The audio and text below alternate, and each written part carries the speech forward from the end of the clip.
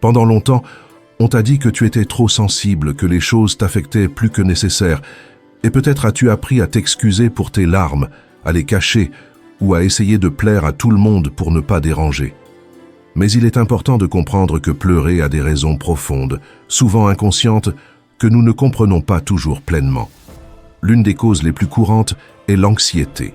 Certaines personnes vivent dans une peur constante, s'attendant à ce que quelque chose tourne mal, à ce qu'elles ne puissent pas gérer les situations, comme si le monde était un endroit dangereux. Cette tension se reflète dans le corps, épaules raides, respiration courte, incapacité à se détendre complètement. Même si elle semble forte et organisée, planifiant chaque pas et contrôlant tout, l'anxiété ne peut pas rester contenue indéfiniment. Finalement, le système nerveux atteint ses limites et les larmes deviennent une manière naturelle de libérer cette pression accumulée. Une autre raison fréquente apparaît lors des conflits. Depuis l'enfance, beaucoup d'entre nous ont été enseignés à penser que montrer de la colère était mal.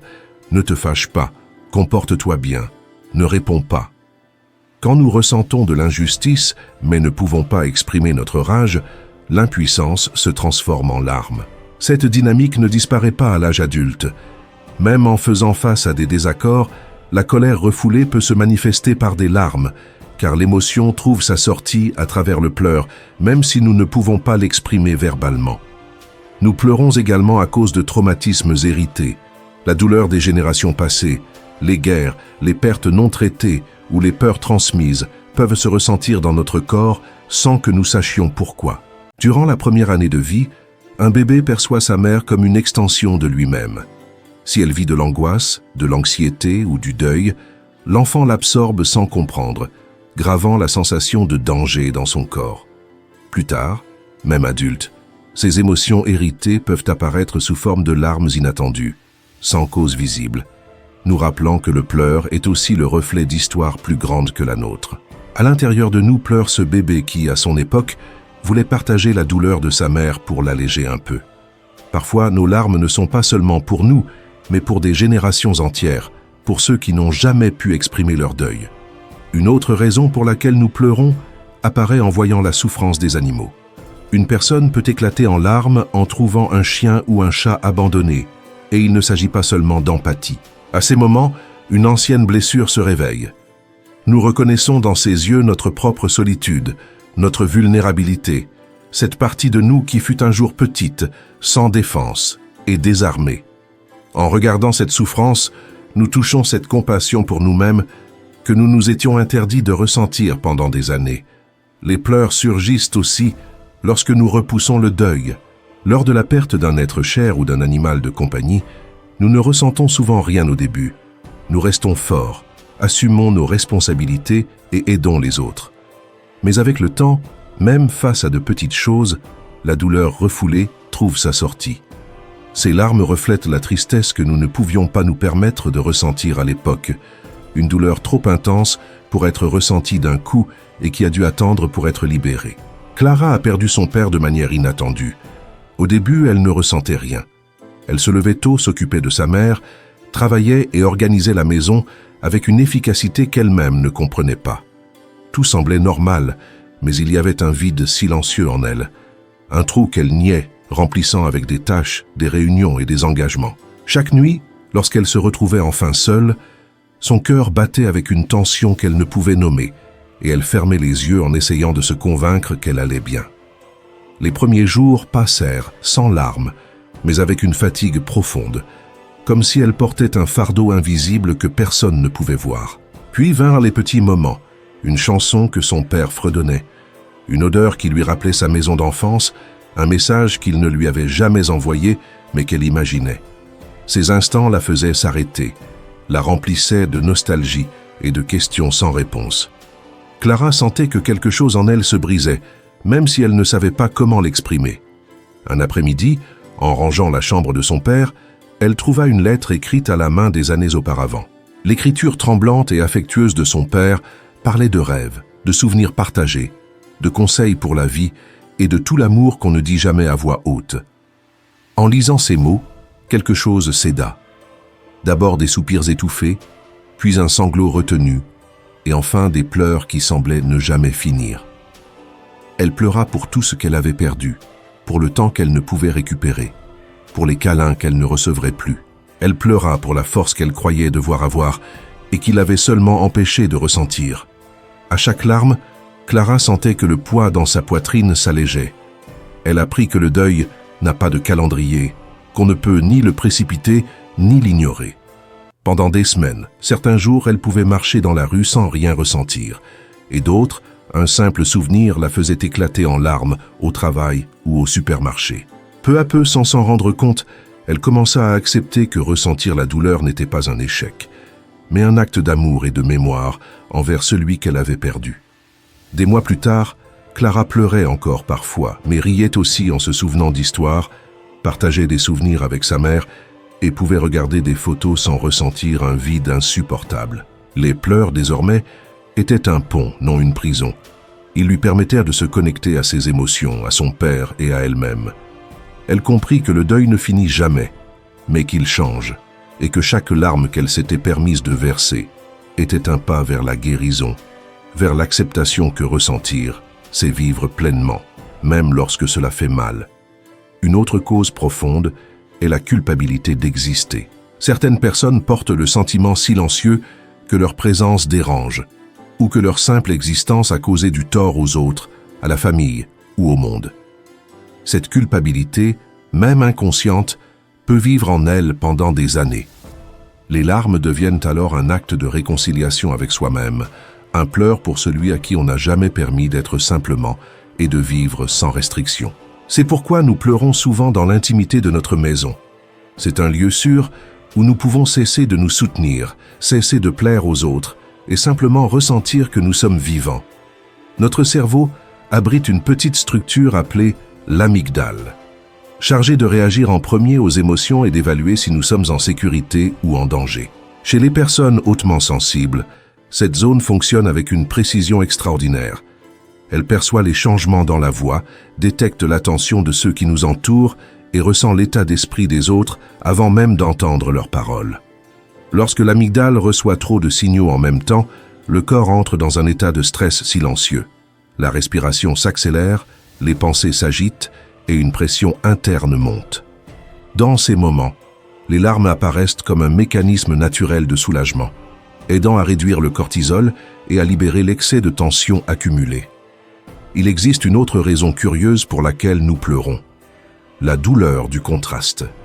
Parfois, les larmes ne naissent pas de la tristesse, mais de l'expérience de quelque chose de positif après une longue période de carence affective.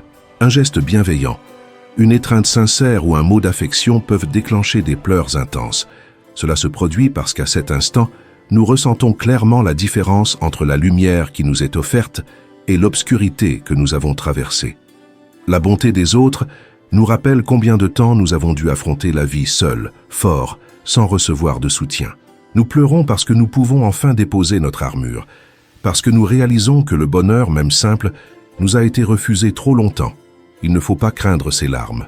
Elles sont un rappel que notre cœur avait besoin d'être aimé, que des émotions accumulées devaient sortir pour que nous puissions respirer à nouveau. Chaque larme qui tombe est comme une lettre silencieuse que nous envoyons à notre propre âme, lui disant « Il est normal de ressentir, il est normal d'être vulnérable. Ce n'est pas une faiblesse, mais la manifestation la plus pure de notre humanité. » Imaginez Sophia, une femme qui pendant des années a gardé sa tristesse, sa colère et ses peurs parce qu'elle sentait qu'elle n'avait pas le droit de les exprimer. Elle se répétait toujours « Je dois être forte, je dois prendre soin des autres.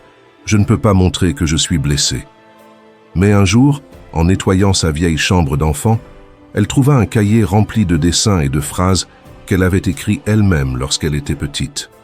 En lisant ces pages, un torrent d'émotions refoulées surgit d'un coup. D'abord des soupirs, puis des sanglots, et enfin un profond pleur qui dura des heures.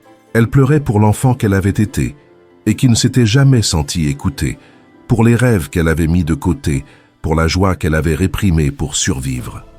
Ressentir pleinement nos émotions signifie que nous sommes vivants. Lorsque nous permettons à cet enfant intérieur de s'exprimer, nous commençons à récupérer des parties de nous que nous avions oubliées. Sophia se souvint de ce que c'était que de rire sans raison, de sauter dans les flaques après la pluie, d'imaginer des mondes entiers avec juste un crayon et du papier. Elle se souvint aussi de la colère pure de se sentir injustement traitée et de la peur qui l'avait un jour paralysée. Tout cela faisait partie d'elle et maintenant, pour la première fois depuis des années, elle se permettait de le ressentir sans culpabilité ni explication. L'enfant intérieur que nous portons en nous a besoin d'espace. Il a besoin que nous le laissions se réjouir sans raison, pleurer sans honte et se mettre en colère sans peur d'être rejeté. Cet enfant conserve notre authenticité la plus profonde, l'étincelle qui nous rend humains. Lorsque nous l'écoutons, nous apprenons à nous aimer tels que nous sommes. Chaque émotion exprimée est un acte de courage et d'amour de soi. Cela signifie dire « Je suis là et j'ai le droit de ressentir ce que je ressens, sans filtre ni masque ». Au fur et à mesure que Sophia se connectait avec son enfant intérieur, elle comprit quelque chose d'essentiel. Nous n'avons pas toujours à tout réparer immédiatement. Il n'est pas toujours nécessaire de chercher des solutions rapides ou de minimiser ce que nous ressentons. Parfois, simplement ressentir suffit. Un après-midi, alors qu'elle pleurait devant un tableau qui lui rappelait sa mère, elle découvrit que ses larmes étaient une étreinte silencieuse qu'elle s'offrait à elle-même, une façon de reconnaître sa douleur et son amour en même temps. À chaque pleur, chaque rire spontané, chaque petit accès de colère, Sophia se sentait plus vivante, plus entière. Accepter nos émotions nous enseigne que la vie n'est pas seulement atteindre des objectifs, ni afficher un bonheur constant. La vie, c'est ressentir, avec toutes ses contradictions et nuances. Rire jusqu'à avoir mal au ventre, pleurer devant une chanson qui réveille des souvenirs, se mettre en colère pour quelque chose qui nous blesse. Chaque acte d'expression authentique nous relie à nous-mêmes et au monde. Cela nous rappelle que nous sommes des êtres humains avec le droit d'exister pleinement. En fin de compte, pleurer, rire ou se mettre en colère n'est ni une erreur, ni un signe de fragilité. C'est la façon dont notre cœur nous rappelle que nous sommes vivants, que nous méritons l'amour, la compassion et la compréhension, surtout de nous-mêmes. Chaque émotion reconnue, chaque larme acceptée, chaque rire libéré est un pas vers la liberté intérieure. C'est un acte d'amour profond envers notre propre vie, notre enfant intérieur et l'humanité que nous portons tous en nous.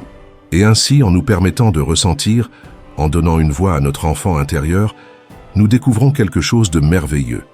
Dans chaque larme, il y a aussi de la joie. Dans chaque colère, il y a de la force. Et dans chaque peur, il y a du courage. Ressentir ne nous rend pas faibles, cela nous rend complets. Et vivre pleinement signifie embrasser tout ce que nous sommes, sans peur, sans culpabilité, sans réserve. Apprendre à ressentir pleinement nos émotions, à laisser couler les larmes, le rire et la colère, est un acte de courage et d'amour de soi. Il n'y a rien de faible à reconnaître ce que nous portons en nous. Au contraire, c'est la manière la plus sincère de vivre. Chaque larme versée, chaque joie inexplicable et chaque colère exprimée nous rapproche de notre essence, de notre enfant intérieur et de l'authenticité de notre vie. En nous permettant de ressentir, nous cessons de vivre en pilote automatique et commençons à embrasser toute la richesse de notre humanité. À quelle fréquence nous refusons-nous de ressentir par peur, honte ou culpabilité? Réprimer nos émotions peut sembler nécessaire, mais à long terme, cela nous éloigne de nous-mêmes et de l'amour que nous méritons. La véritable liberté émotionnelle surgit lorsque nous acceptons qu'il est normal de pleurer, de rire et de se mettre en colère. Chaque émotion a un but.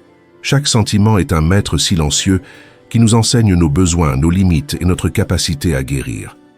Aujourd'hui, permets-toi d'écouter ton enfant intérieur, de reconnaître ta douleur et tes joies, et de te donner la permission de vivre avec authenticité.